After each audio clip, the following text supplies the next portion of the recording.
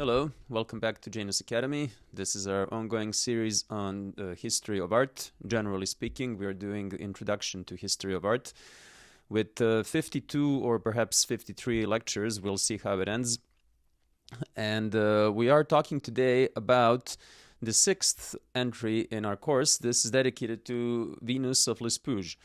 This is a curious one. We've chosen this one out of many different other prehistoric upper Paleolithic Venuses for a very specific set of reasons that we're going to address throughout this lecture. Now, this one happens to be situated in Paris, in the Anthropology Museum in Paris. You can go and visit it if you want. It's an excellent place to visit. I wholeheartedly recommend it. One of those less popular museums. And it has this incredibly valuable and interesting item. Now, the thing about this is that we have a whole slew of Venuses that we call Upper Paleolithic Venuses that come to us in a time period, I would say, anywhere between 40,000 to, 15 or so thousand years before current moment. Most of them come roughly 20-something thousand years ago. So this is a very specific period we're talking about. And there's a lot of these figurines to choose from.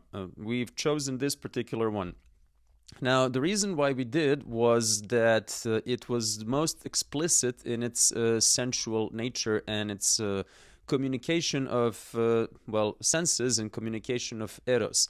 We are going to be talking about this mostly when we analyze this statue. We're going to be talking about how sensual it is and how erotic it is.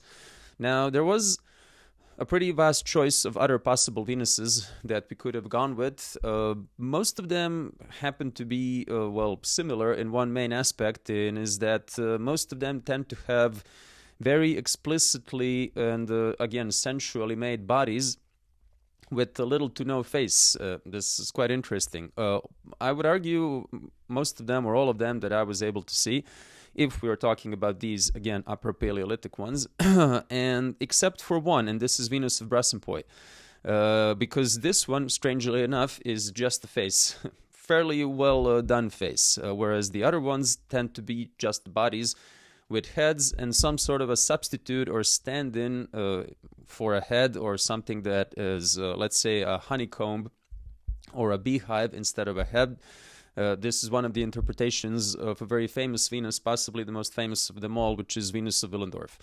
We've chosen not to talk about Venus of Willendorf because I think it's something that is rather well covered elsewhere, and then the choice was really between all these other Venuses. So we can say that Venus of Hochleifels is probably the oldest one. It's situated anywhere between 35 to 40,000 years ago. It comes from Swabian Alb region in Germany. It's made of mammoth ivory. A lot of these are. Some of them are made of stone, some of them are made of bone. And we've addressed previously how this is a very important separation. So we can't really tell that there is, some sort of a dominantly used material. It's mostly some kind of stone or some kind of bone. In many cases, it is really, in fact, ivory or mammoth ivory.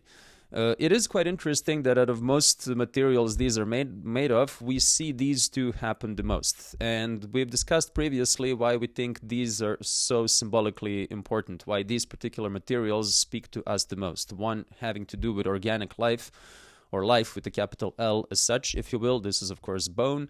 And the other one having to do with our initial idea of sacred material and sacred matter, really, which is stone. The one that we are going to be talking about today is made of ivory, mammoth ivory. It falls into that realm. Now, I think it's quite interesting, because we're going to be talking about Eros a lot, to note that we associate Eros, and again, very Freudian key, we can't really escape that, unfortunately or not, we associate it with one or the other material. When we talk about very explicitly erotic or sensual depictions of the female body, which is what most of these are, all of these are, we are talking about the way in which we address Eros and sexual potency, sexual energy, or just sexual representation. I find it interesting to address that we can either talk about, again, a living tissue, which is bone, living matter, or inanimate matter, which is stone. And why do I say that this has to do with the Freudian notion of eros and thanatos? Well, because eros means love, it's a force of life, and thanatos means death, it's a force of destruction, force of violence, and all these things. Now, of course, Freud tends to bring these together. He thinks that these are two sides of the same coin, basically two different aspects of the same force. He argues that sex is always violent and so forth. That there's something sexual about violence, and yeah, not to open that. The whole idea being that we have these Venuses be one or the other. And if we go back to one of the items that we already discussed, which is the Mask of La Roche-Cotard, we see that we have both of these brought together. It's kind of synthetically. And this is interesting in its own way. Now, when we look at all of these different Venuses, we look at Venus of Hochleifels. That's the first one, the oldest one that we are, aware of for the moment. It looks, well, exaggerated, and it really is a thing that is the most striking about it. We can say, okay, yes, it's a female body, but it's really off scale and it doesn't really look terribly realistic. Now, you could say that about many of these, more or less. Some are more, some are less realistic. The Venus of Dolny Vestonice is a very famous one. Tends to be, I would say, quite realistic in its depiction of a voluptuous, round female body. Some of them tend to be more skinny, some of them tend to be more, well, more or less, I would say, imaginable. Now, we tend to think of these, this is a very, I would say, 19th and 20th century perspective, that we think of them as fertility fetishes. And this is something that has been widely disputed, well, increasingly so, I would argue, because we just don't have any evidence. Now, I know that we're repeating this in every lecture. This is the sixth in line, and we keep repeating we don't have any evidence, we can't really tell. This is to say that for anything that happened before we started documenting things, before we started writing, before we started writing about our history, is open for much more interpretation than anything that comes after the invention and usage of writing. But the point is that we just don't really know if these are fertility fetishes or not. We tend to think that they are, but this is one of the possible explanations, not the only one. And I would argue not the one that we're going to be using that much in this particular series. Now, when we talk about why we chose this one, we can be crass for a moment, and we can say that this one has the largest breast of them all. It really is quite impressive in this regard of how exaggerated, I would argue comically so even, the whole thing is represented, and how atavistic this particular eros gets, because it's represented in a, I would argue, childlike manner to a certain extent. Some of them are more or less exaggerated, some of them are more or less realistic. And this is something that I think plays a very important role. If we are to think about this as a fetish figurine, if we are to think about this as a possibly divine or sacred object, exaggeration versus realism has a really big role, and we cannot overlook it when we're trying to interpret this piece, when we're trying to properly contextualize it. This also has a lot to do with how we see sensuality, with how we see what is sexual, what is attractive, and indeed what is beautiful. This makes us think again about aesthetics, as anachronous as using this term is, if we're talking about the period that's 26,000 years ago. Now, of course, we can also say that people assume that this was anywhere between 26 to 24,000 years ago. You could say 25 if you want to situate it in the middle. I think we're going to go with 26 just for facility, but I think it needs to be said that, as is the case with many of these figurines, we just can't really know, and so it's always an estimation, more or less.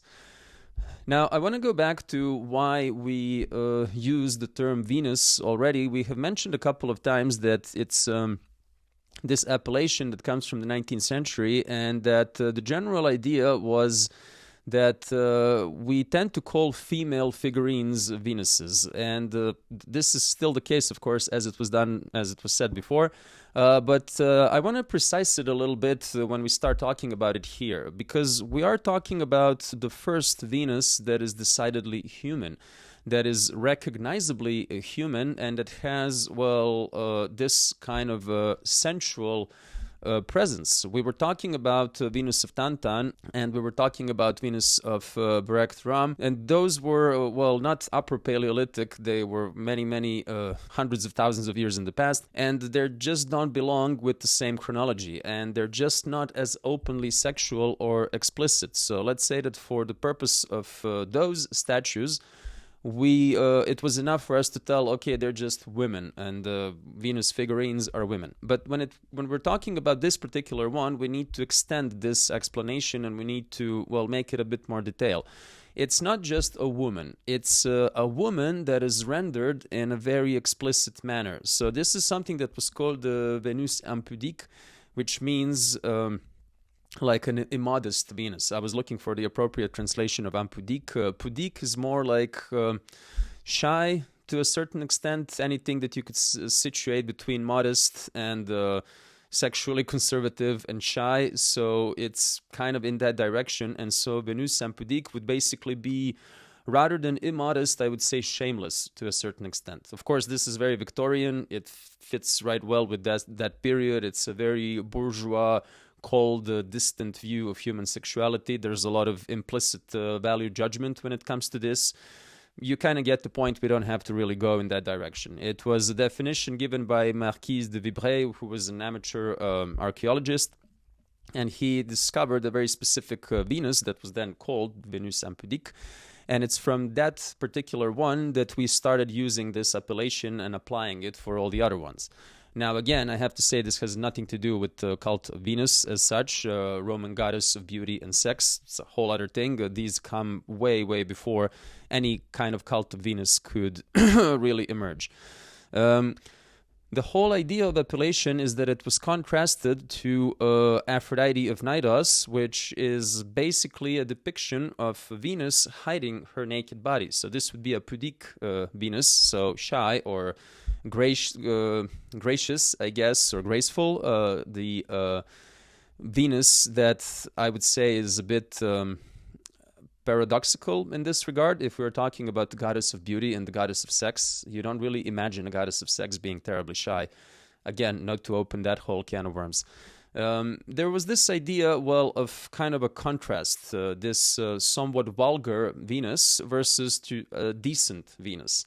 And this is a contrast that I would say goes with something that already existed in Greek myth, or the Greek understanding of myth, that had to do with Aphrodite Uranus and Aphrodite Podemos, meaning that there are two Aphrodites, really, or two aspects of Aphrodite. One would be the Aphrodite of the people, so the plebeian, right, the unruly mass Aphrodite, and the other one would be a heavenly Aphrodite. So this is the Uranus, obviously, the one that would be more elevated, more spiritual, all of these things. And of course, there's a lot of class resentment in this definition. There's a lot of class conflict between the elites and the people. And you get the point. But the idea with this is that we were looking at statues that were, well, brazenly naked, and some of them very sexual, and some of them very sensual. Now, the funny thing is that this is largely our interpretation that is 19th or 20th century, well, 21st, I guess. We are talking about it from the 21st century. And that really was incredibly anachronistic. This whole definition of these, first of all, naming them Venus to begin with, but then second of all, labeling them with being decent or shameless, with being brazen or with being shy. This has nothing to do with the period we're talking about. Now, of course, we're talking about the period that is Upper Paleolithic, so anywhere between, well, many tens of thousands of years ago. Not to really give you a frame, it doesn't really matter. But what does matter is that we cannot really apply 19th century morality to that particular period that happened tens of thousands of years ago. So we cannot begin to fathom what morality of those people were. And I'm pretty certain that it wasn't really terribly similar to the morality of 19th century Western Europe. I would go on a limb and suggest that we're not talking about the same systems of values or anything like that. But since we made most of these discoveries in the 19th and the 20th century, we therefore applied a lot of appellation that clicked with these eras, with this particular context, and of course we applied a lot of implicit moral judgment. When we're calling them Venuses, this is what we're doing. Now, I'm not going to rename them or do something like that. It's not really that big of a deal. I just wanted to make a point, and I just wanted to say that we are using an extremely inadequate title, especially if we're talking about them being brazen or shameless or whichever other translation of the term impudique you want to suggest.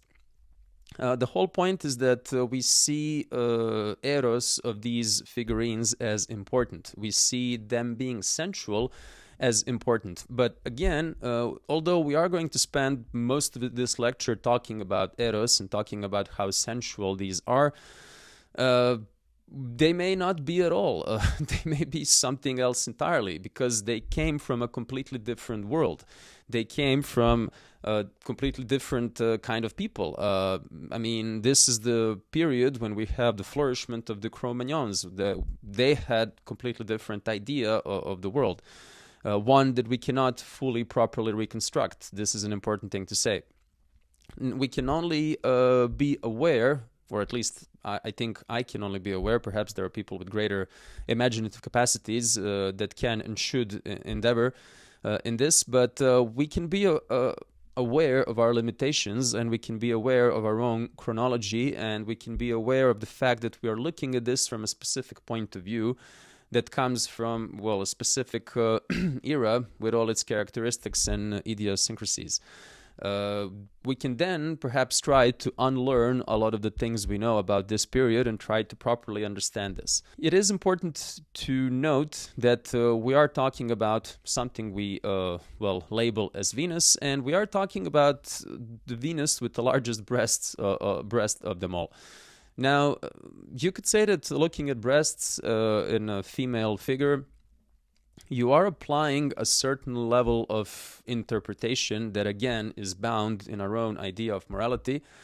And you are looking at breasts as something that is either sensual, erotic, seductive, attractive, all those things, or you're looking at it as something that is functional. And you say, okay, breasts basically serve to breastfeed. That's their natural function. And you could then argue that we find them attractive because of their function. So you can go and say that. And then you could say, okay, perhaps these figurines were made with large breasts, I mean the ones that were, because they were, again, fertility fetishes, because they were sex fetishes, because they celebrated all those things. And while this may be the case, again, we need to say the same thing that we've said previously a couple of times, that these are pre-agrarian times when fertility is just not as important, or is not important in the same way as it is important in the agricultural world. Because in the agricultural world, you depend a lot on fertility of the soil, and you depend a lot of the fertility of the animals that you husband, the animals that you've domesticated. You want them to be fertile because they basically generate wealth for you. Having them is wealth. Now, that's not quite the same thing as the period we're talking about. We are talking about the fact that in this particular period, so this is 26,000 years ago, this is still before we started domesticating animals.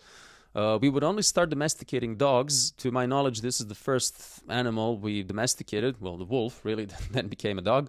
And then only later we started domesticating other ones. So this is still a moment where we don't have this connection to animals. When we hunt animals, of course, and we have mostly shamanistic and animistic relationship with animals, but we still don't domesticate them. And I think this is an important thing, because amongst other aspects of this statue that made us talk about it, is the fact that it is really fully human. We don't see any traces of animal, nature or animal presence in this statue. The previous one, of course, was entirely half animal, and that was its whole thing, and then we talked about it. But this one is really fully human, which makes us assume that this whole process of separating us from the animal world, was complete to this point. Now, this would, of course, be entirely wrong if we were to make this assumption, because we then have tens of thousands of years in the future where we have objects like the Sphinx, like all of the Egyptian gods, like most of the Babylonian gods, most of the Greek gods that also come in animal forms. And we also spoke of animal presence in Christianity.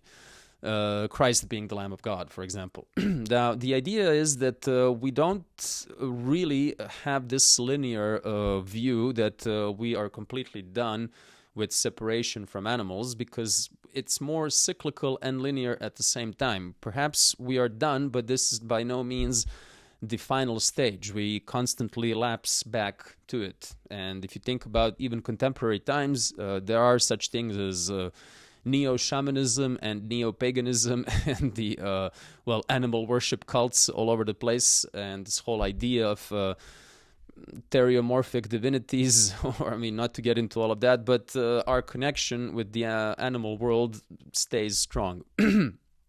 Most of the biomass that humans have created really is not other humans, it's animals. It's animals that we eat, that we use for other things like their skin, etc. The whole point being that there is a certain importance given to the fact that this is a fully human figurine. Not the oldest one, we already mentioned that, but it is, the most sensual one. And since we're talking about sensuality and the sexual nature of all of this is the defining feature of Venus, which is why we call all of these figurines Venuses. We are talking about also the fact that there's no trace of animal presence in this particular idea of sex. This is fully human, sexual entity. Sounds terrible, but yeah, I couldn't really word it any better.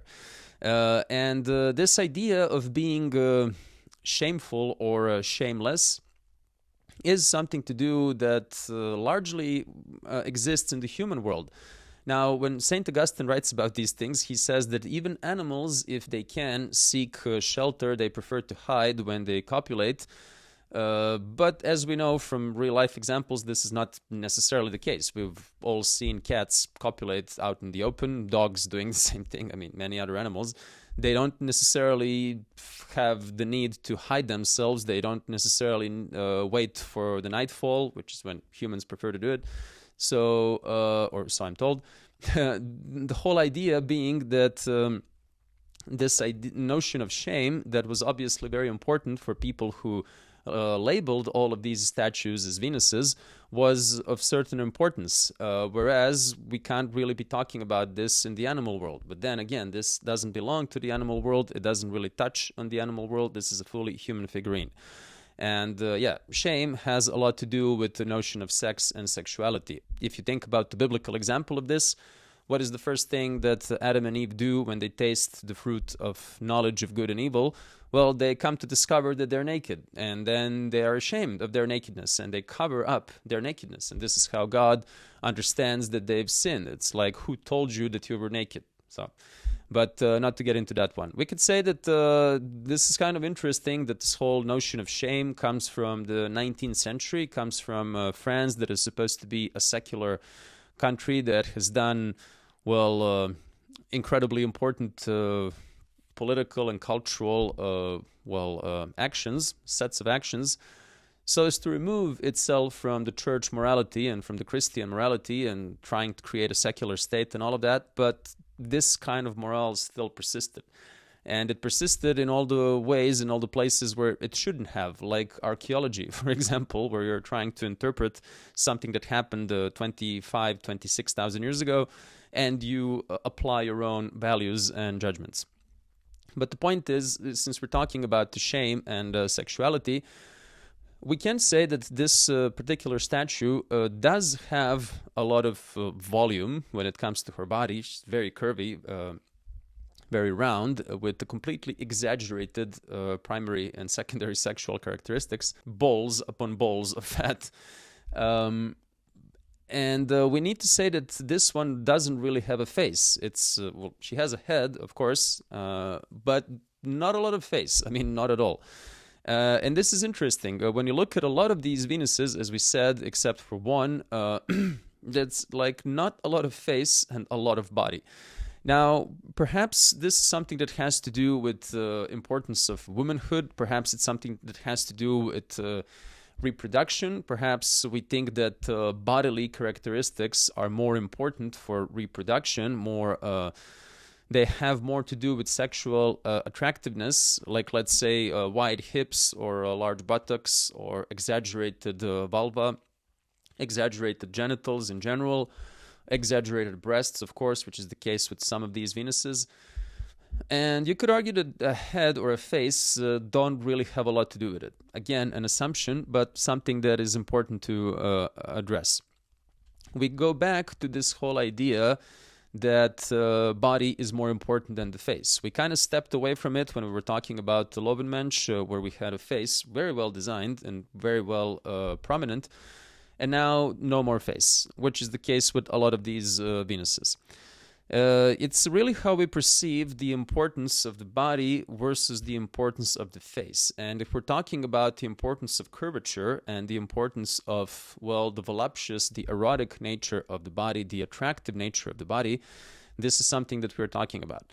Now, again, we are reading into a lot of this, and we are doing this from 19th and 20th century perspective. This is something I have mentioned previously, but I absolutely need to mention it again, is that this whole idea of a very fat body, very round, curvaceous body, having to do with fertility is an incredibly agricultural idea, whereas this whole thing is pre-agricultural. This whole idea of fecundity and fertility having to do with large bodies have to do with agricultural times. Now, we need to address a fairly recent research that was done into Venus of Willendorf, again, the most famous of all of these Venuses, that would suggest that she represents a figure that in all likelihood suffered from polycystic ovary syndrome. And one of the things that polycystic ovary syndrome tends to result in is infertility. Women who have this often struggle to conceive. And then this would be, I would say, well, interesting yet somewhat sad state of affairs that we spent decades, if not centuries, looking at Venus of Willendorf as a fertility symbol, whereas a person that would have this shape would be, well, infertile to begin with.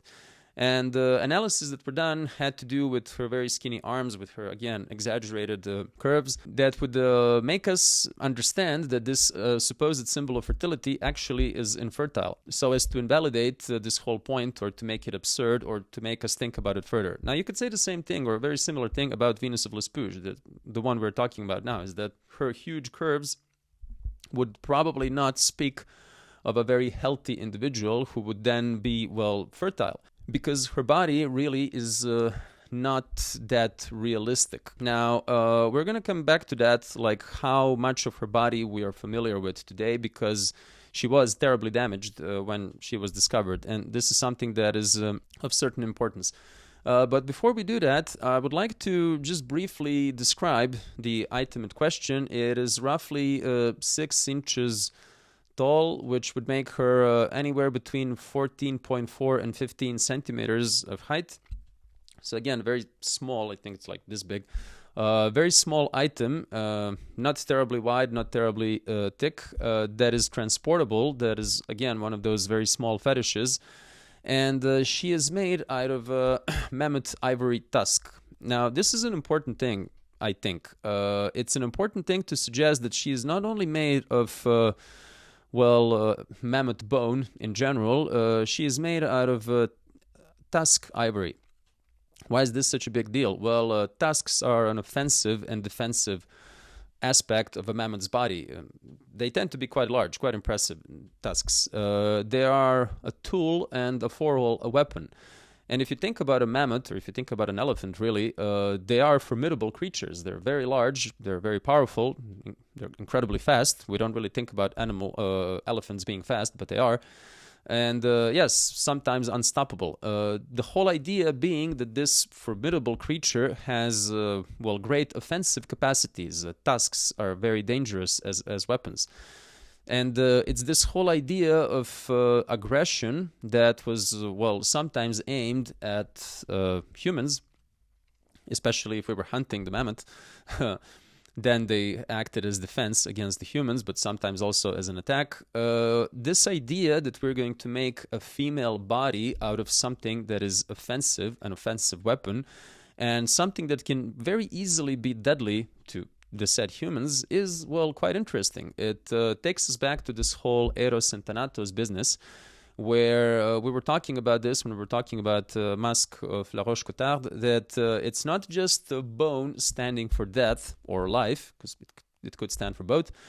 It's really an offensive bone. I mean, I don't think tusk is technically a bone, but it's really an offensive material in this regard. So not just that it speaks of slaying an animal, but it speaks of turning this weapon, really a weapon of considerable destructive capacity, into a very sensual fetish figurine.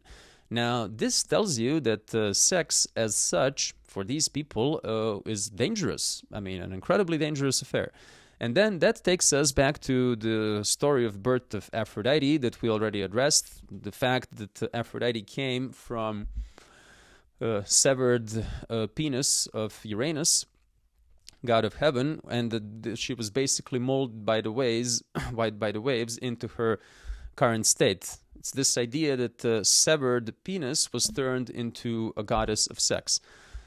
This is quite interesting, being seen from this point of view, because there is this whole idea, first of all, that something that is a male prerogative, a penis, is turned into a woman, the greatest of all women, the patron of all femininity, if you will, goddess of beauty, goddess of sex, goddess of desire, all these things.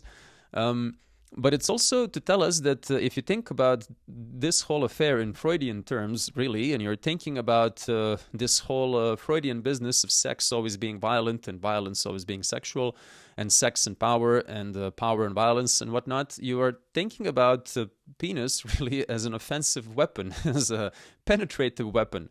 I mean, that's what penises do in most cases when they're utilized. They penetrate. That's their whole thing. And you think about a lot of the weapons that we use, well, they also tend to penetrate, even the ones that launch missiles from great distances, like rifles, etc. Their whole functioning, their whole modus operandi is basically phallic and penetrative. It's only that those weapons plant seeds that kill instead of, well, what penises tend to do. The whole point being that we have this incredibly dangerous weapon that is a mammoth tusk, very dangerous for humans, well, for everyone really, but we are talking from the human perspective here. And this idea that we're going to turn this particular matter into an incredibly voluptuous, round, sensual, and we can assume, and I want to underline this several times over, that this is just an assumption, a very erotic and seductive entity. Seductive, I mean, is the key word. So it is to suggest something that was clear to the Greeks when they came up with the myth of birth of Aphrodite, that there is something incredibly dangerous about sex. Now we can ask ourselves why. Is it because of the fact that women could die relatively easily giving, birth or during childbirth? Perhaps. Is it because sexual encounter itself was far more violent back in the day than it tends to be nowadays? Perhaps. Is it something about the act itself? Again, the violence of childbirth, I mean, with all the blood and whatnot. These are all assumptions. But the point is that this is something that I think important to underline nowadays, because nowadays we tend to have a very different idea of what an erotic encounter really is, and what it's supposed to be like, and what is sex in politically correct terms, and all of it. But the point is that there's this bringing together of, sensual affairs on one end and violent affairs on the other. And if we're talking about this being a Venus, all the time aware that this is a posteriori, much later appellation, if we are to assume that this particular fetish had something to do with the notion of beauty, we go back to this, again, very Greek idea that beauty is aggressive and that beauty is not only violent, but violence in itself.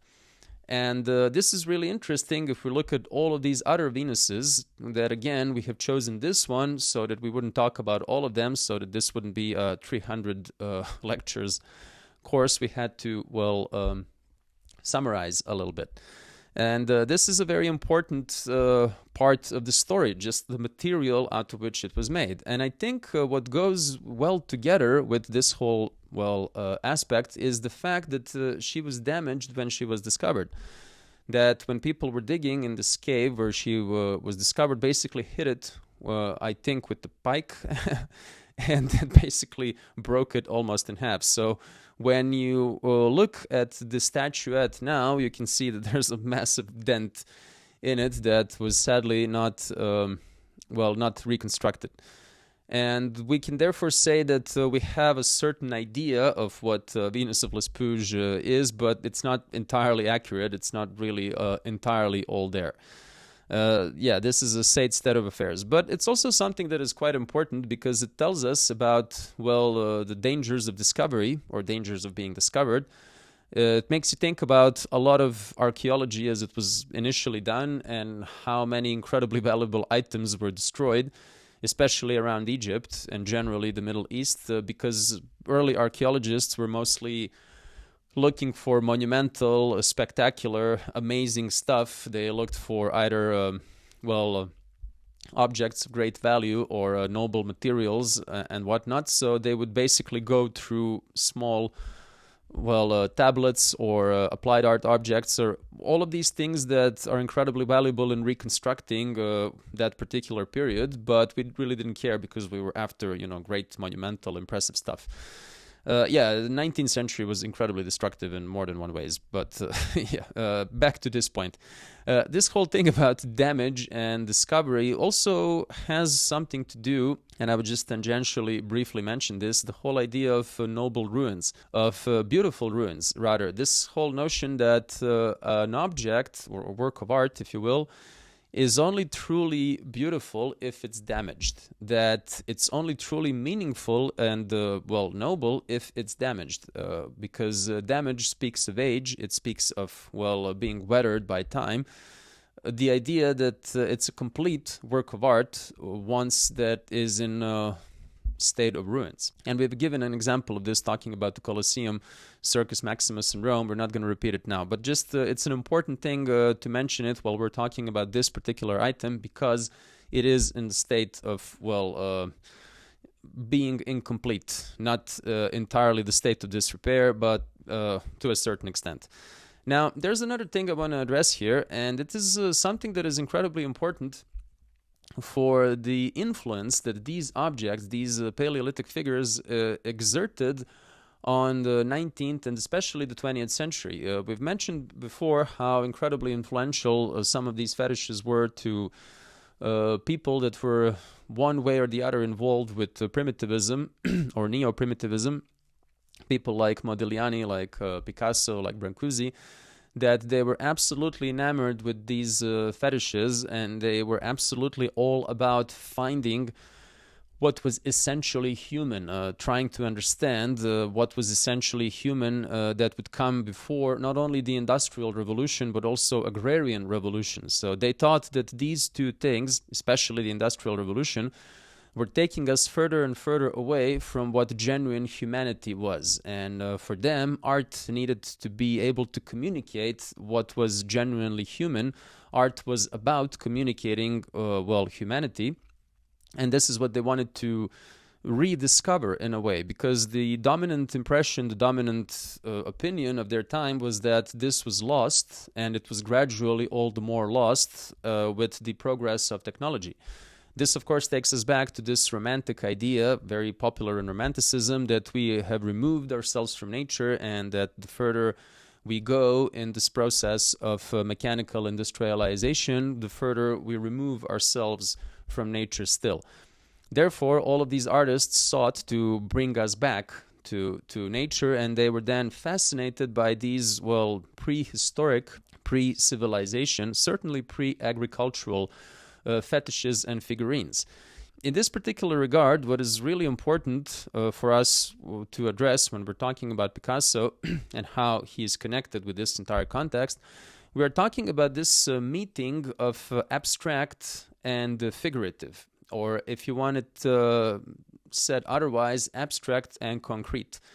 We have this clash in a way of abstract approach, something that is decidedly not recognizable in nature, a kind of a body that doesn't really exist, which I would argue is the case with Venus of Lespugue. I mean, I'm not familiar with bodies like this existing in real life, even if I'm to imagine what she would actually look like if she was completely reconstructed.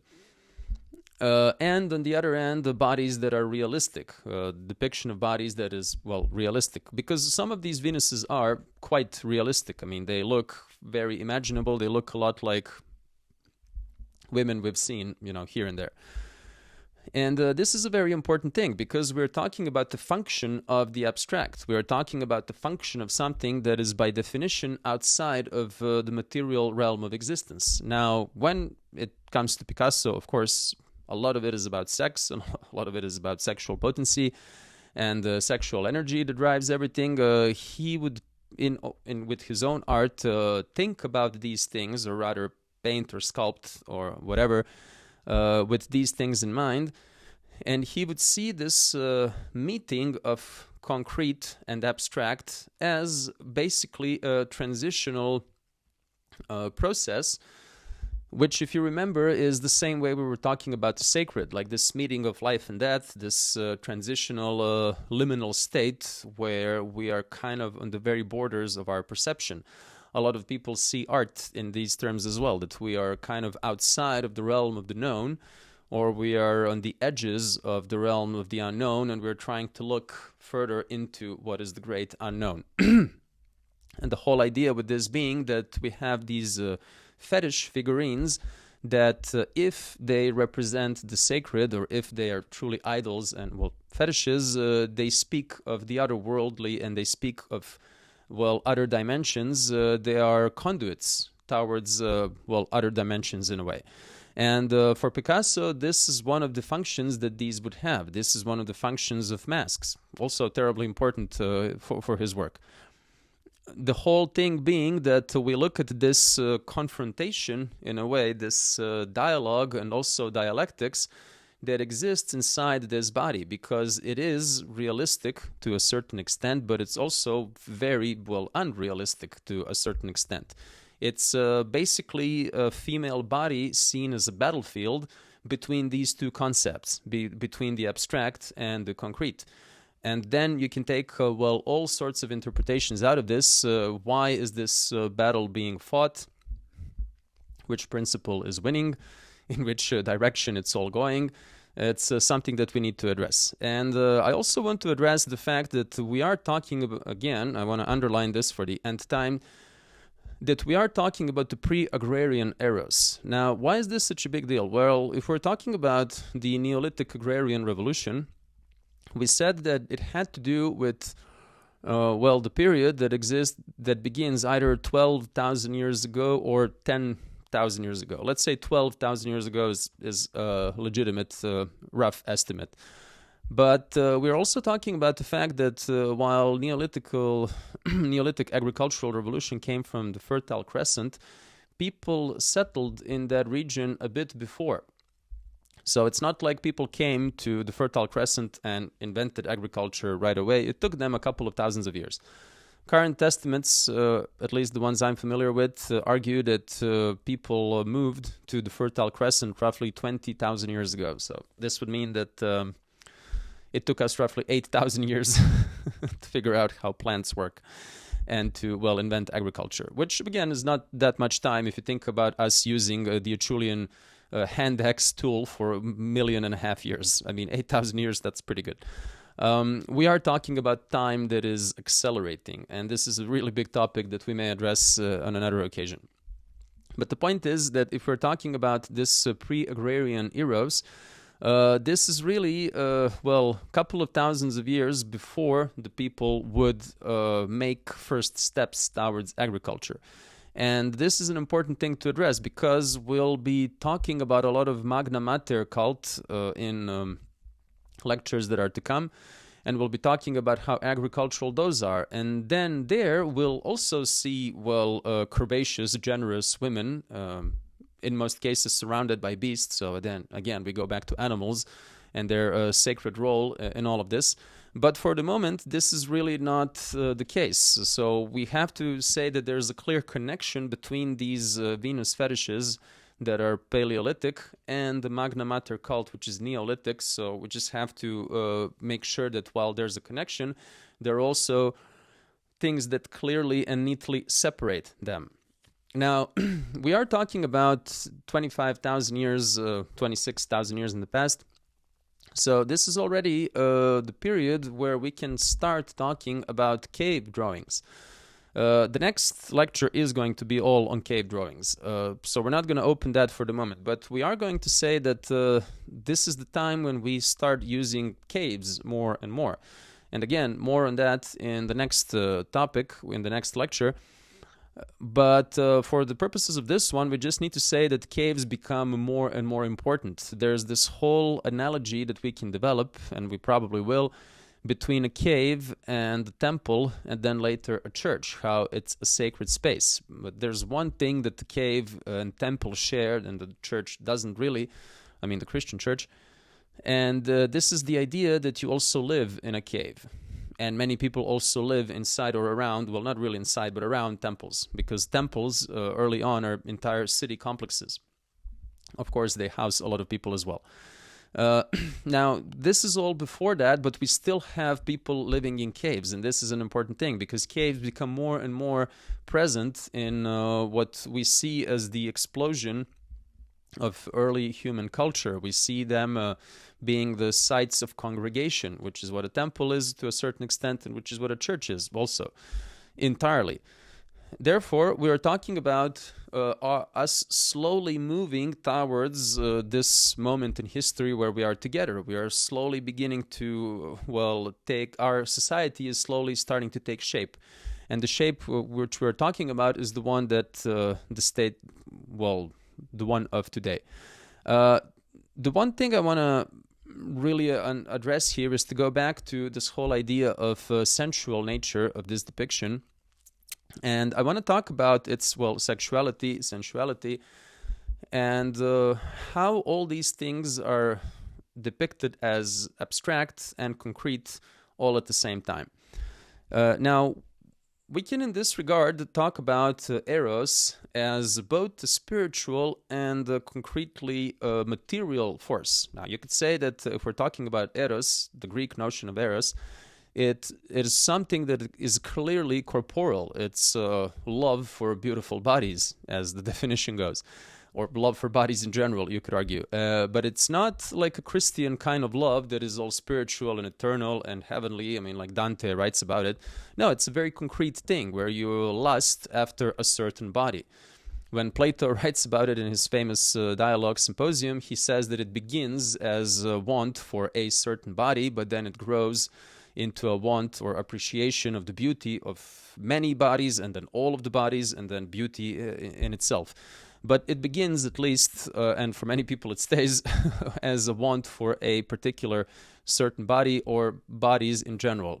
Point is that if we're talking about Eros as a cosmic force, as a cosmic entity, which for many cultures it really is, we are talking about something that has both concrete and abstract forms of existence. We are talking about a spiritual force, but we're also talking about the most corporeal force. This is really important for us because when we're talking about, let's say, the difference between Christianity and paganism that we have already addressed at great length in our other lectures, we are talking about the difference between the spiritual notion of religion and then a very corporeal notion of worship, of sacred.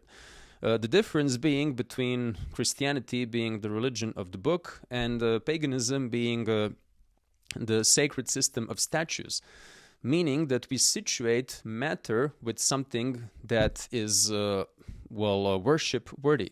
We worship statues. And we don't worship statues as representatives of gods. We worship them as gods. There's a really important difference to be made.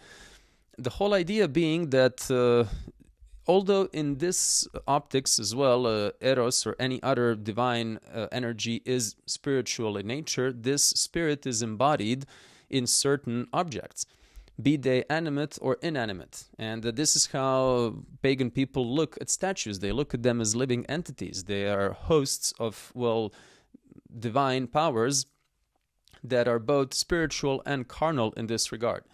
And really, if you look at the behavior of a lot of Greek gods, a lot of Roman gods as well, I mean, they're incredibly carnal. They go about and rape everything they see, more or less.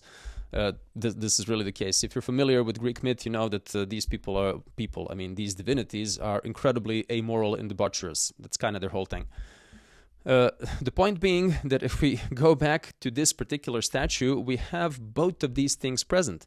And this is why we chose this particular one, and this is why we, well, decided it was the most interesting one out of them all, because it is so abstract at the same time being so concrete.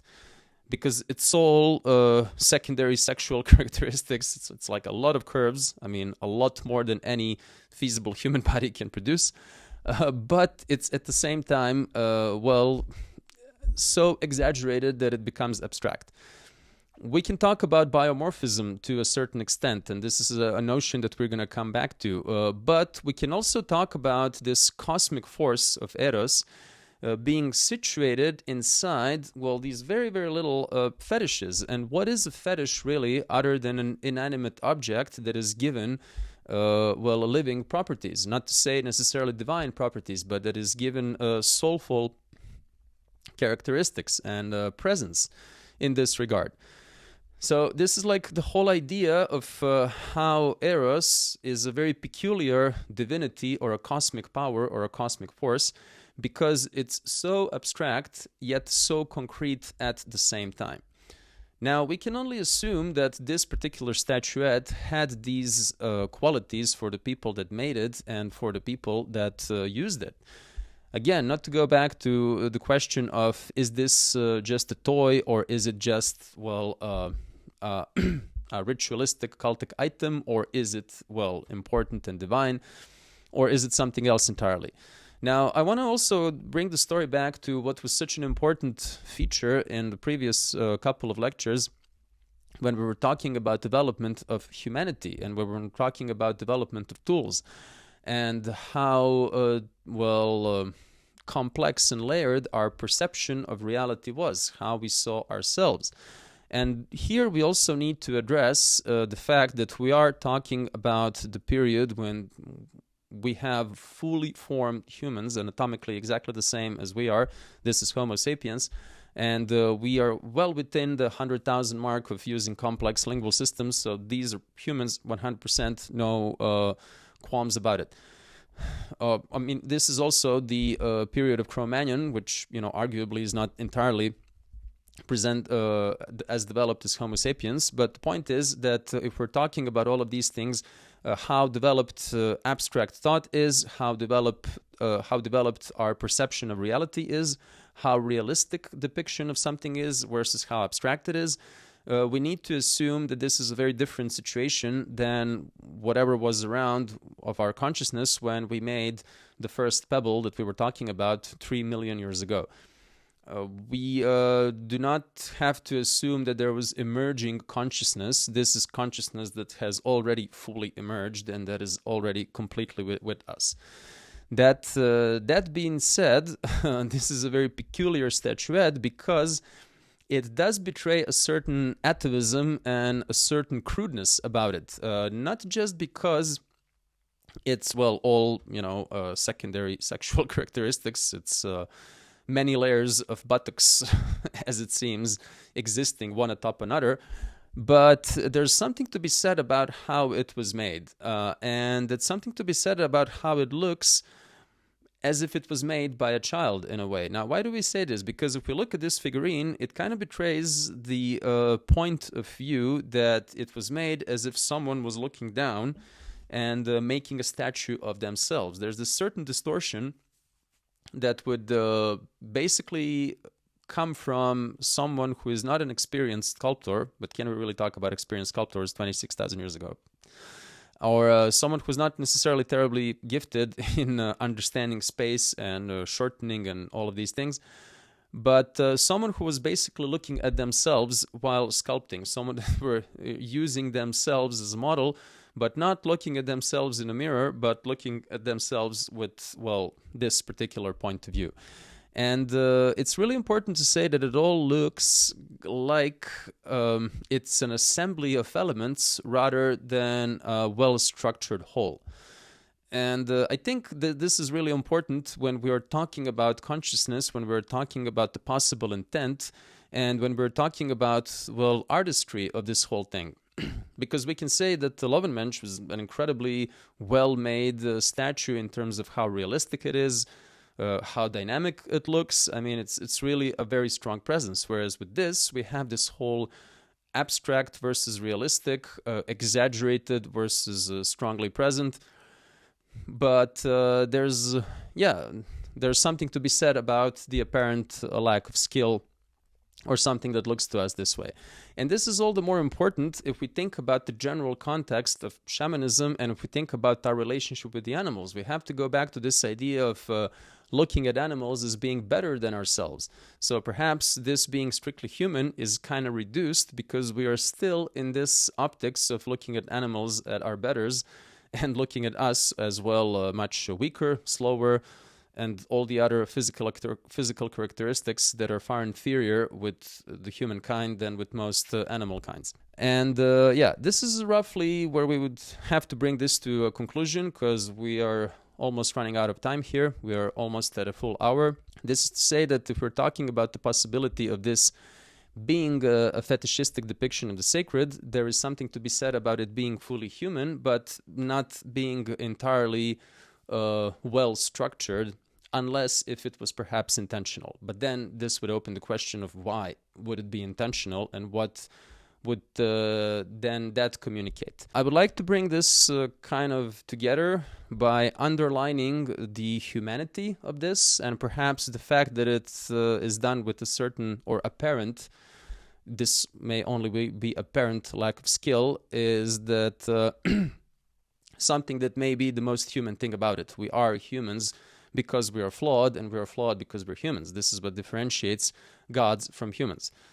Though again, if you think about Greek gods, they're nothing but flaws, but anyhow.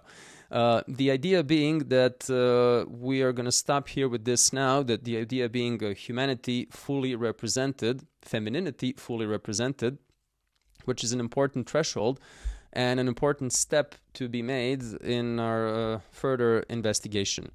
The next lecture is going to be about cave art, and it's going to be another jump forward, roughly 10,000 years in advance. And we're finally going to come to the position that was taken off as a starting point by Jensen when he created his great seminal introduction to Western art.